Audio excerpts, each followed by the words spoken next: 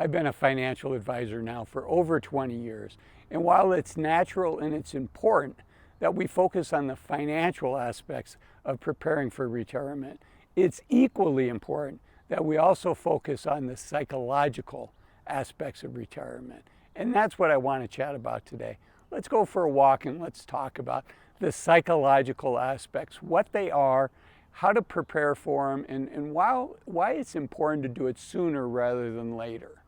Okay, so first off, the transition into retirement is likely one of the biggest transitions we're facing really since we left our parents' home and went out to live on our own. It really is a major change. Think about, when you graduated high school, maybe when you went to college, when you got married, when you had kids. There are these milestones and there are these rituals that life takes us through to help us prepare for this. But when we get ready to retire, there really aren't many rituals that help us prepare. And so we need to first understand what the non-financial challenges are going to be, and then how to properly prepare for those challenges. So there's the psychological aspects, there's the social aspects, and then there's the physical aspects. So let's start off first, let's talk about the psychological aspects of retirement. In many of those, in many ways, there's a void created when we quit our jobs, when we no longer have that routine, when we no longer have that common mission, when we no longer have that common experience that for many of us has been building up and has become a foundation of who we are for 20, 30, 40 years. So that's a big change. And one of the things psychologically we can do is, first off, just understand the importance of having a purpose in life. Our job gave us a purpose. It gave us other people that were sharing that purpose. It gave us a team. So what is our purpose in life? And what is that going to be once we retire? Now, the stakes for this is high because while few of my clients, after they've been retired a couple years, few of my clients would want to go back to working, very few. There are some, but the vast majority are like, thank goodness I retired and I wish I had retired sooner. But we do have to realize that unfortunately, once we enter retirement, during that transitional period, there is a higher risk of depression and regret.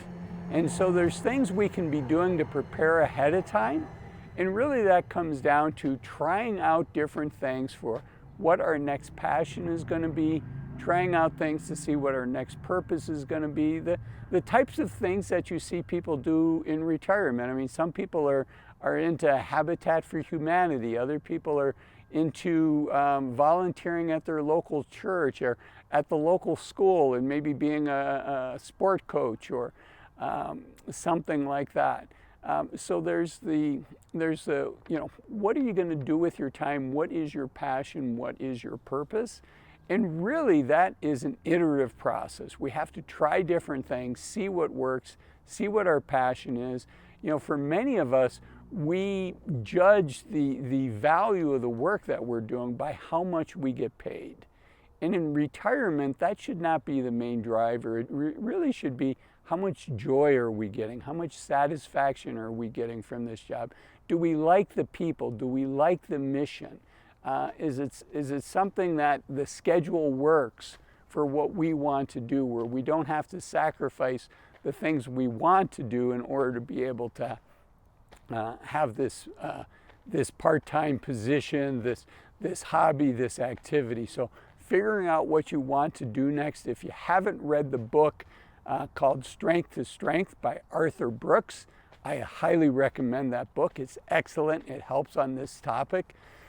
So that's the psychological aspect, and the stakes are high because if you don't think about this ahead of time, there is a valley in retirement. So there's 4 phases to retirement. The first phase is going to be fun. It's going to feel like vacation.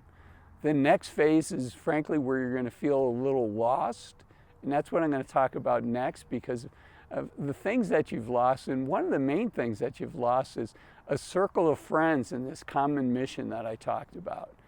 And then there's the iterative process that we talked about next, which is finding that next passion, finding that next purpose. But once you get there, then you can settle into your new life. And that's the fourth phase, is beginning your new life. And once you're there, like I said, most people are going to be super happy with that. Unfortunately, as we get older, it gets harder and harder to maintain our health. And at some point, our genes are going to kick in. There's only so much that we can do. But we want to do everything we can to stay healthy as long as we can. And that takes time. And it's hard to balance it all when we're working. Okay, let's talk about this second aspect. We talked about the psychology. The next aspect I want to talk about is the social aspects. Many of our friends are through work. Both our close friends, but then also just friends that, we enjoy being around. They may not be our best friends, but they're good people. Again, we share a common mission. We feel like we're on a team with them, and they're good teammates. And we want to be able to replace that. And again, the teammate aspect you're going to find through other things that help you drive your purpose. So that's the social aspect. The social aspect is critically important. Relationships with families, relationships with friends. The nice thing about being retired is if you still have your parents, if they're still alive, many times their health is declining as well.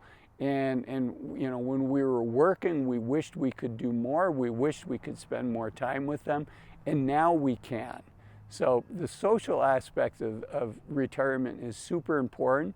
And then I talked about the third aspect, which is the physical side of things, right? And as I mentioned, unfortunately, our bodies are in the stage where they're starting to decline. And so working on the three fundamentals, keeping our muscle mass up. It doesn't mean you need to look like Arnold Schwarzenegger, but it does mean going to the gym and trying to lift heavy things and maintain that muscle mass, because we lose a certain percentage of our muscle mass every year once we reach a certain age, unless we constantly work to get that muscle mass back. So that's an important piece of it.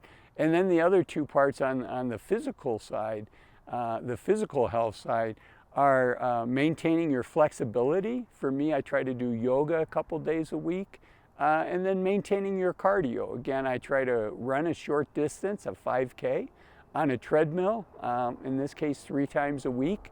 And fortunately, I can still do that. There is coming a time where I won't be able to do that anymore. So the physical aspects of things, and then not just with the health on the physical side, but also the health on the mental side. What do we do to stay in a positive frame of mind? What do we do to continue to consume positive information that's going to make our lives better and are going to help us want to continue to strive to be the best version of ourselves? So not just your physical health, but also your mental health. Another key thing that unfortunately we lose when we retire, but we can replace it, is having a routine. I do think that humans have evolved to like having a routine. It doesn't necessarily mean doing the same thing every day, but it is, in general, there's blocks of time when you're thinking of doing things.